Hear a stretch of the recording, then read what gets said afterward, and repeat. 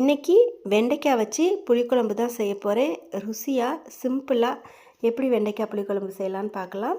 பேனில் 2 table spoon நல்லெண்ணெய் சேர்த்து எண்ணெய் சூடானதும் வெண்டைக்காவை நல்லா கழுவி ஈரம் இல்லாமல் தொடச்சி கட் பண்ணி வச்சுருக்கேன். அதை எண்ணெயில் சேர்த்துட்டு நல்லா வதக்கி ஒரு பாத்திரத்தில் மாற்றி வச்சுக்கலாம். 1/2 டீஸ்பூன் கடுகு, 1/4 டீஸ்பூன் வெந்தயம், 1/2 டீஸ்பூன் ஜீரகம் சேர்த்து பொரிஞ்சதும் 10 பல் பூண்டு சேர்த்துக்கலாம். 15 சின்ன வெங்காயம் 2ஆக கட் பண்ணி சேர்த்து ஒரு கொத்து கருவேப்பிலையும் உப்பையும் சேர்த்து நல்லா வதக்கி விடணும். வதங்கி வந்த பிறகு 1/4 டீஸ்பூன் மஞ்சள் தூள், 1 டீஸ்பூன் சாம்பார் பொடி, 2 டேபிள் ஸ்பூன் அளவுக்கு குழம்பு மிளகாய்த்தூள் சேர்த்து மசாலாவோட பச்சை வாசனை போகிற அளவுக்கு வதக்கி விட்ட பிறகு சின்ன லெமன் சைஸுக்கு புளி ஊற வச்சு 1 கப் அளவுக்கு புளி தண்ணி எடுத்து வச்சுருந்தேன். அதை சேர்த்து கலந்து விட்டு மூடி போட்டு நல்லா கொதிக்கணும்.